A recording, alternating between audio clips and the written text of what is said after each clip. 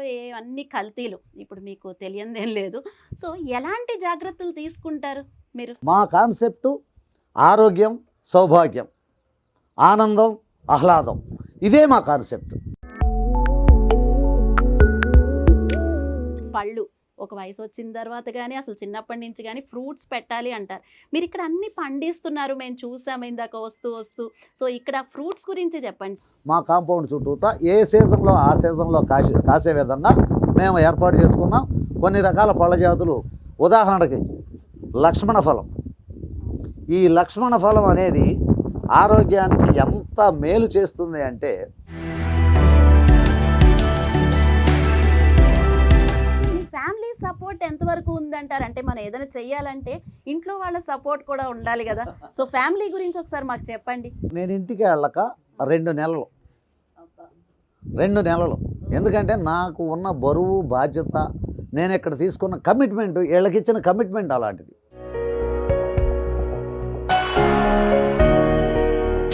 నమస్కారం.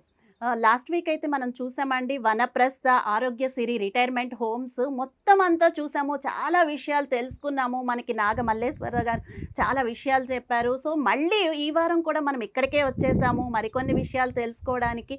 సో, మీరు కూడా నాతో పాటు వచ్చేయండి. మనం మల్లేశ్వరరావు గారిని అడిగి అన్ని విషయాలు తెలుసుకుందాము. నమస్తే సార్.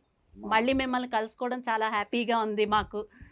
సార్ అంటే మనం ఏదైనా పిల్లల విషయంలో గానీ, అలాగే పెద్దవాళ్ళు గూడా పెద్దయిన తర్వాత చిన్నపిల్లలు అయిపోతారు. సో, అలాంటి వాళ్ళ విషయంలో ఫుడ్ అది చాలా జాగ్రత్తలు తీసుకోవాలి. సో, చాలా అంటే మార్కెట్‌లో అన్ని కల్తీలు. ఇప్పుడు మీకు తెలియందేం లేదు. సో, ఎలాంటి జాగ్రత్తలు తీసుకుంటారు మీరు? మీరు అడిగిన ప్రశ్న ముఖ్యమైనది ముందు. ఇందులో సిద్ధంగా కల్తీ అనేదంటే, ఇప్పుడు సపోజు ఒక 3 కిలోలు పల్లీలు మనము గానుగ చేస్తే అందులోంచి కిలో ఆయిల్ వస్తుంది. First point. మనం మార్కెట్లో తెచ్చే ఆయిల్ విలువ మినిమం 180 నుంచి 220 వరకు ఉంటుంది. అది మాది సన్ఫ్లవరు, ఏదో రకరకాల ఆయిల్స్ పేరుతో అంటూ ఉన్నారు. కానీ ఒరిజినల్ ఆయిల్ కావాలంటే 450 రూపాయలకు తక్కువ అసలు మనకు దొరకదు. అది అందరికీ తెలుసు, ట్రూ. కానీ హ్యూమన్ సైకాలజీ ఏంటంటే, అమ్మో అంత రేటా, తక్కువకు వస్తుంది కదా, ఇది మంచిదే అని చెప్తున్నారు కదా, కంపెనీ వాళ్ళు చెప్తారు కదా. వాళ్ళు ప్రతి ఒక్క విషయం క్షుణ్ణంగా మామూలుగా ట్రైల్ కూడా చూపిస్తారు. వడలు కాల్చేది, పూరీలు కాల్చేది, మా ఆయిల్తో ఎలా ఉంటుంది, అలా ఉంటుంది, చాలా ఆరోగ్యంగా ఉంటుందని పబ్లిసిటీ చేస్తూ ఉంటారు వాళ్ళు. ఈ పబ్లిసిటీకి మనం అలవాటు పడి, ప్లస్ ఆర్థికపరమైన వైపు ఆలోచిస్తూ, మనం మనసులో ఇది కల్తీది అని తెలిసి ఉన్నా కూడా మన సైకాలజీ ఇది కొనడానికే మొగ్గు చూపుతుంది. కానీ ఇక్కడ మాది వనప్రస్థ ఆరోగ్యసిరి హోమ్లో, రిటైర్మెంట్ హోమ్స్లో ఏ పరిస్థితిలో మాకు తెలిసి కల్తీ జరిగినది వాడటానికి మేము ఇష్టపడం. ప్లస్ ఎండుమిర్చి దగ్గర నుంచి, కూరగాయల దగ్గర నుంచి, నేను ఆర్గానిక్ అని నేను చెప్పలేను. ఆర్గానిక్ ఉంటుందా లేదా అంటే ఇది సర్టిఫైడ్ కాదు కాబట్టి మ్యాక్సిమం న్యాచురాలిటీకి దగ్గరలో ఉంటుంది. సహజ సిద్ధమైన వాతావరణంలో పండినటువంటిది, ప్లస్ గోమూత్రంతో వీటితో చేసేవాళ్ళు మాకున్నారు. అలాంటి ఫామ్స్ ఉన్నాయి. వాటి ద్వారా మేము తీసుకొచ్చి ఇలాంటి ఆహార పదార్థాలు, కూరగాయలు కానివ్వండి, పసుపు కొమ్ములు కొంటాం. మేమే ఇక్కడ మిల్లింగ్ చేసుకుంటాం. పసుపు కొమ్ములు విత్తనానికి సిద్ధం చేసినటువంటి పసుపు కొమ్ములు అంటే ఒరిజినల్గా ఉంటాయి. అవి విత్తనానికి తయారు చేసినటువంటి పసుపు కొమ్ముల్ని మేము తీసుకొచ్చి ఎండబెట్టి పొడి చేసుకొని ఆ పసుపు వాడతాం. మిర్చి కూడా అంతే. మిర్చి కూడా మాకు అతి తక్కువ మందులతో దేశవాళీ కాయలు పండించేవాళ్ళు మాకు రైతులు తెలిసిన వాళ్ళు ఉన్నారు మాకు. వాళ్ళ దగ్గర నుంచి మేము కొనుగోలు చేసి, వాళ్ళ దగ్గర నుంచి మిర్చి తీసుకొచ్చి మేమే ఎండబెట్టుకొని వాటిని మేము మిల్లింగ్ చేసుకుంటాం. ఉప్పు విషయానికి వస్తే రాక్ సాల్ట్, సైంధవ లవణం అంటారు కదా, ఆ సైంధవ లవణం మాత్రమే మేము వాడతాం. అది కూడా కొట్టిన ఉప్పుని కాదు, రాక్స్ కొని మేము వాటిని మళ్ళీ పౌడర్ చేసుకుంటాం సహజసిద్ధంగా.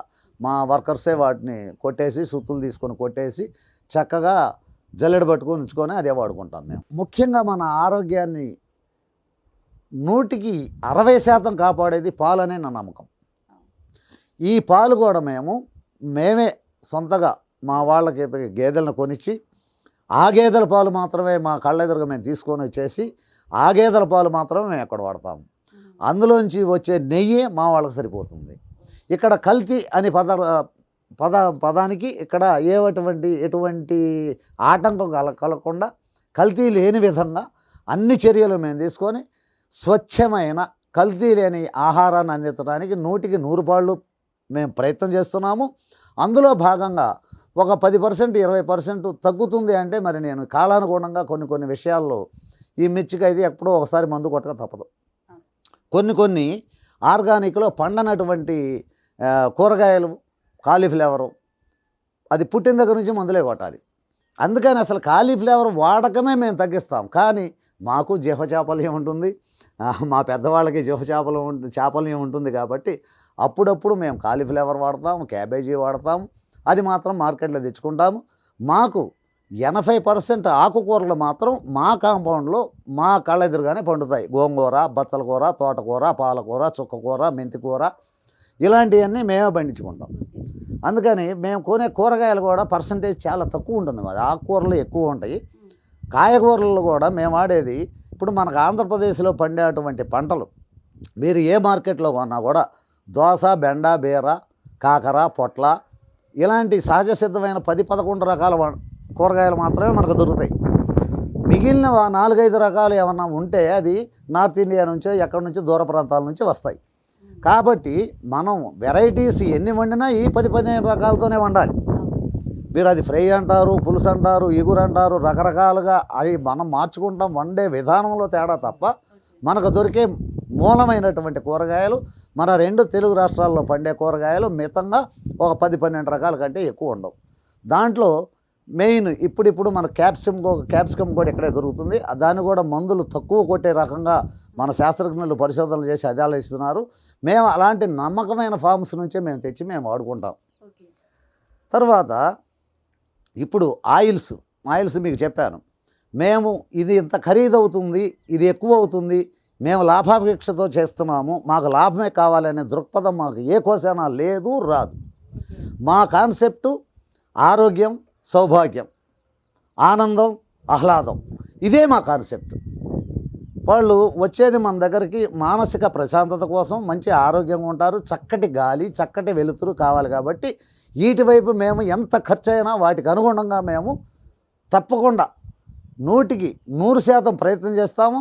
కరెక్ట్గా ఏ విషయంలోనైనా వైఫల్యాలు మా వల్ల కావచ్చు, లేకపోతే పండించేవాడి వల్ల కావచ్చు, ఒక 10% అటు ఇటు ఉంటే అది జరగవచ్చు అనేది నా అభిప్రాయం. సార్ అంటే మీరు చెప్తుంటే నాకు అనాలనిపిస్తుంది. ఎందుకంటే మీరు ఆ పేరు కూడా వనప్రస్థ ఆరోగ్యసిరి, ఆ పేరులో కూడా ఆరోగ్యం కనబడుతుంది. తర్వాత మేము వస్తూ ఉంటే చూసాం లోపలికి, అసలు నేచర్ సార్ అంటే నేచర్తో మమైకం అయితే ఎలాంటి అనారోగ్యాలైనా పోతాయి అనే దానికి ఇక్కడికి వస్తే ఎవరికైనా కూడా అనిపిస్తుంది. సో అంతే మీరు ఎంత బాగా చూసుకుంటున్నారో మాకు అర్థమవుతుంది.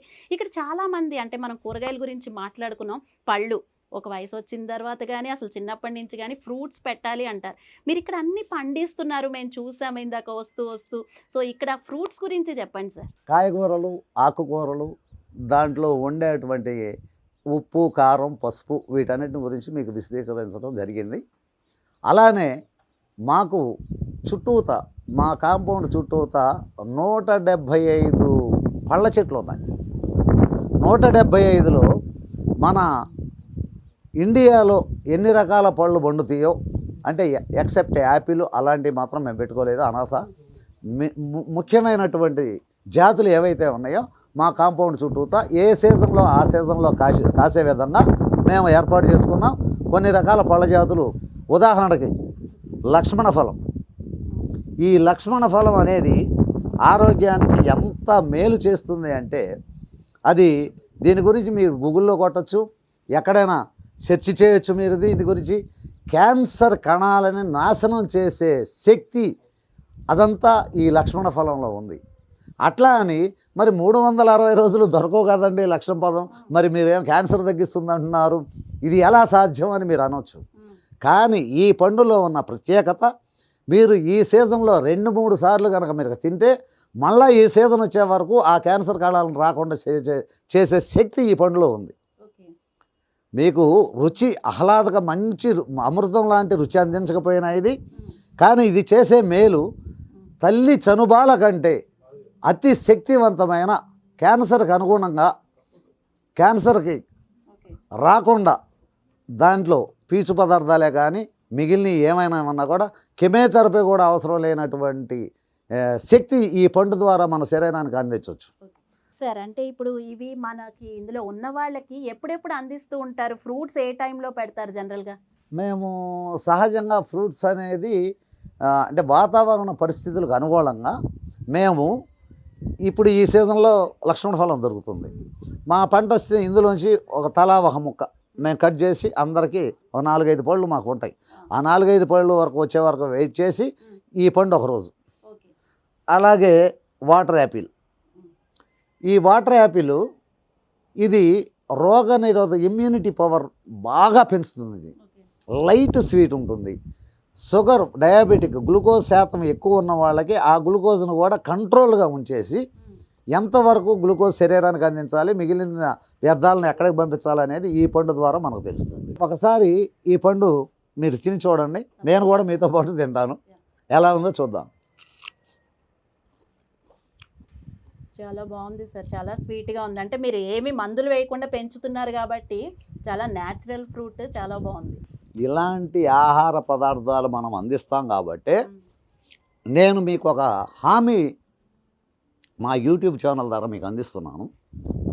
ఇక్కడ ఒక 10 సంవత్సరాలు, ఒక 5 సంవత్సరాలు నేను ఆరోగ్యంగా ఉంటే ఉండాలి అని ఎవరైతే సంకల్పంతో ఉంటారో 5 సంవత్సరాలు కాదు 10 సంవత్సరాలు చక్కటి ఆరోగ్యంతో ఉంటారని నేను ఛాలెంజ్ చేసి చెప్తున్నాను. అలాంటి అట్మాస్ఫియర్ మేము ఇక్కడ సృష్టించుకోగలిగాము. మంచి ఆక్సిజన్ కోసం ఎకరం పార్క్ చేసుకున్నాము.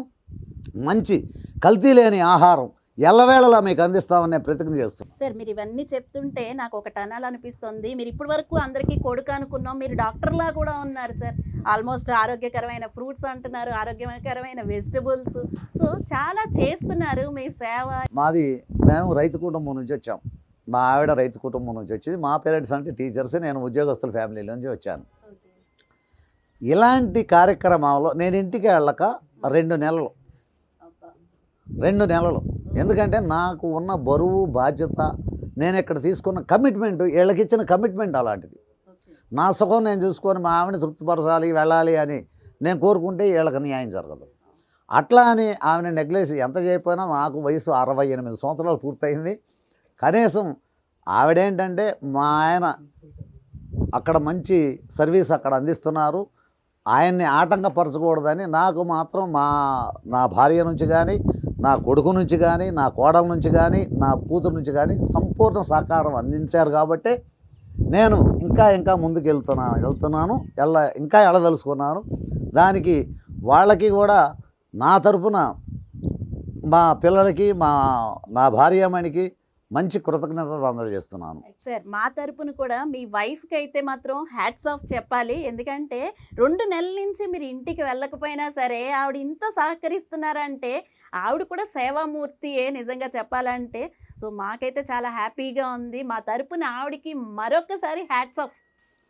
తప్పకుండా అమ్మ. ఇప్పుడు ప్రతి పురుషుడి విజయం వెనకాల స్త్రీ ఉంటుందనేది మా ఆవిడ దానికి ప్రత్యక్ష సాక్షి. నేను కంప్లీట్ దానికి ఏకీభవిస్తున్నాను, అనుభవిస్తున్నాను. ఇంకా కోఆపరేషన్ ఇవ్వబట్టే నేను ఇంకా ముందుకు వెళ్ళడానికి, నా ప్రయాణాన్ని ఇంకా వేగవంతం చేయడానికి ఆవిడ ఇచ్చే బూస్టింగ్ అమ్మ అది. Thank you sir. వనప్రస్థ చాలా బాగుంది. అంటే మనం ఎక్కడికి వెళ్ళినా సరే ఏదో ఓల్డ్ ఏజ్ హోమ్స్ అని, అమ్మ నాన్న అనో రకరకాల పేర్లు పెడుతూ ఉంటారు. బట్ మీరైతే వనప్రస్థ, మళ్ళీ ఆరోగ్య సిరి, అందులో కూడా ఆరోగ్యాన్ని చూపిస్తున్నారు. ఏంటి వనప్రస్థ అసలు ఎందుకు పెట్టాల్సి వచ్చింది? పూర్వం రాజులు, తర్వాత కొంతమంది బాగా మంత్రులు, సామంతులు ఇలాంటి వాళ్ళు ఉండేవాళ్ళు కదా. వాళ్ళందరూ రాజ్య పరిపాలన అయిపోయిన తర్వాత పిల్లలకి రాజ్యాలను అప్పచెప్పేసి అడవులకు వెళ్ళి తపస్సు చేసుకునేవాడు.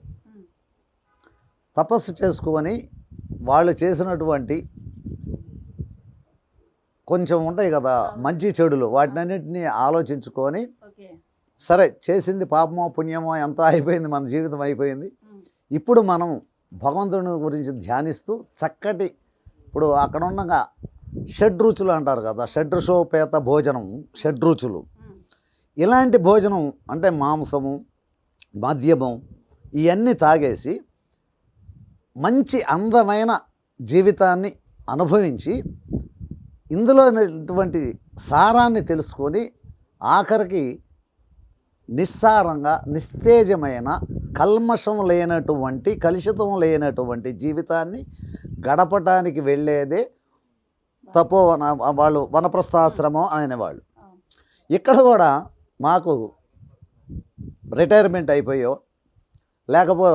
అంటే ఏదైనా ఉద్యోగమే నా దృష్టిలో. వ్యాపారం చేసేవాళ్ళు కూడా మానుకున్న తర్వాత రిటైర్మెంట్ అంటారు దాన్ని. ఉద్యోగం చేసేవాళ్ళు కానీ వ్యాపారం చేసేవాళ్ళు కానీ వాళ్ళ పిల్లలకి బరువులు బాధ్యతలు అప్పచెప్పిన తర్వాత ప్రశాంతమైన చక్కటి జీవితాన్ని గడపాలని వాళ్ళకి కోరిక ఉంటుంది. మంచి సాత్వికమైనటువంటి కలుషితం లేనటువంటి భోజనము, కలుషితం లేనటువంటి గాలి మనకి ఇక్కడ కావాలి. కాబట్టి ఆ గాలి, కలుషితం లేని ఆహారము, కలుషితం లేని మనస్తత్వం. ఫస్ట్ పాయింట్ కలుషితం లేనటువంటి మనస్తత్వం. రిటైర్ అయిన వాళ్ళ దగ్గర కలుషితం ఏముంటుంది?